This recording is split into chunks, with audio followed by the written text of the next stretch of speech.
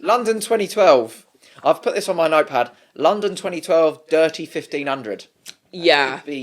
That could be taken in many ways, but talk me through. I'm sure the internet will do its thing. What's going on in that race? Bit of a mess, isn't it? Yeah, so that's the women's 1500 metre final from the London 2012 Olympics. And, I mean, I don't know about you, but I think, to me, London 2012 was just phenomenal. Like, I only think of positive things when I hear London 2012. Super Saturday and all that. All of that, which we'll talk about later. Well, yeah. So, this is kind of the only real blemish that springs to mind for me. I'm sure we can find plenty more if we look. Yeah. And that's, I guess, something that we'll talk about again in a moment. But this 1500 metres for the women had 13 competitors. And with the news that broke this week of Tatiana Tomashova, there's now 5 of those 13 that have been disqualified for doping in that race. I'm going to get the results up while you're chatting. Go on, yeah, shout. So, that to me that's a huge number. Mental. 5 out of 13 have been disqualified. So, Tomashova, Russian athlete, I believe, she initially finished 4th in that race, and it came out this week that she's been disqualified for doping. The result will be annulled, and because of previous doping disqualifications, her 4th place had been upgraded to silver. So she was actually the silver medalist from London 2012, and that has now been taken off her. I'm just going to show you this. This is when you Wikipedia the race. You see all those red? That's all the athletes that have been disqualified. Oh my God. But yeah, I mean, another one's been popped. At the moment, the gold is with Yusuf Jamal from Bahrain. Silver goes to Aragari from Ethiopia. And Shannon Robury's just been promoted to a bronze from the US. You got Lisa Zabriskie from Great Britain. She's been put up to 4th. And Laura Waitman is up to 6th. Yeah. And interestingly, Helena Beery was 7th.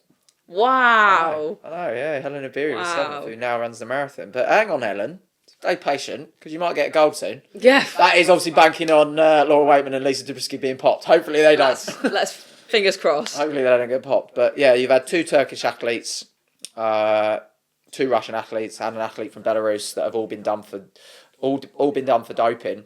I will pose the question to you, Rosie. With that being the dirtiest race in history, we're not naive enough to believe that was the only dirty race or dirty event at the Olympics, or could it? No. You know, it's not like they were the only athletes in that one race that were doping. Well, I'd love to believe that they were. Surely not. You had a men's 800 metre world record from Rhodesia. Yeah. So, who knows? Yeah. That's one race that sticks out. And then obviously the 5 and 10Ks were extremely competitive. Yeah, insane.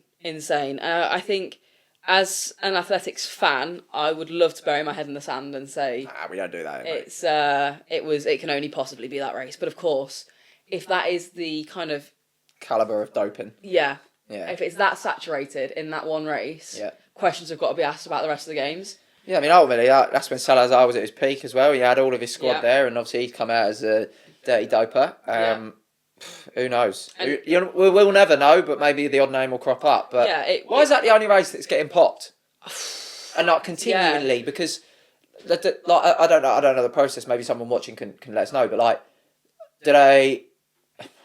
they really scrutinising that result? Are they looking at other events as intensively?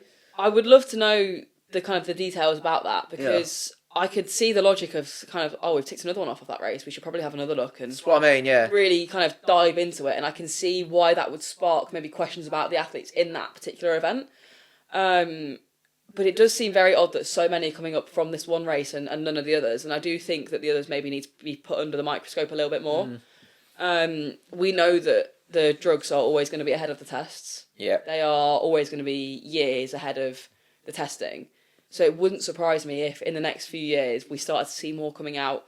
Hopefully not any more from that race, but from more around those games as well. Because as much as London 2012 was an absolutely phenomenal spectacle, and it will always remain something that kind of lit the love of athletics for me. Like, that was beautiful. It was my entire inspiration. It's what made me fall in love with the sport. I think it transcended the sport in this country. I remember going down to my club Tuesday nights, Thursday nights, and we didn't have many juniors under the age of 13, 12, and then the week after the games finished, 100 kids, just nippers, 7, 8, 9 years old. And we, I talk about my journey into the sport when I was under 11. There was me and one other kid under 11, and that was it. And then the next oldest was under 15.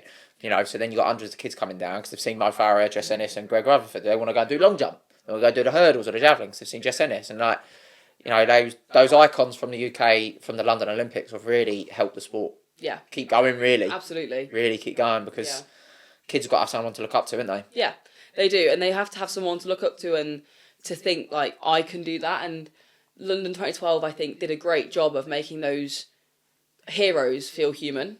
They were these incredible superhumans in a sense of what they've done is phenomenal, but because it was a home games, the magic of it being a home games made them feel closer to you than. I mean, my first memory of the Olympics is Beijing, and I remember just thinking like, this is really cool. I have no idea what I'm watching. I was 6. God, I'm so old. And I remember thinking, I have no idea what I'm watching, but this is really cool. And then to see the home games come around, it was almost this huge shift. And obviously being a little bit older, I understood it. And but this huge shift in thinking, like, I know these people. These people are like around me. I'm surrounded by these incredible athletes, and there's no reason why you can't go and do that. And it kind of made it feel real and made it feel doable. And I think that is a really key thing in kind of inspiring the generation that it did.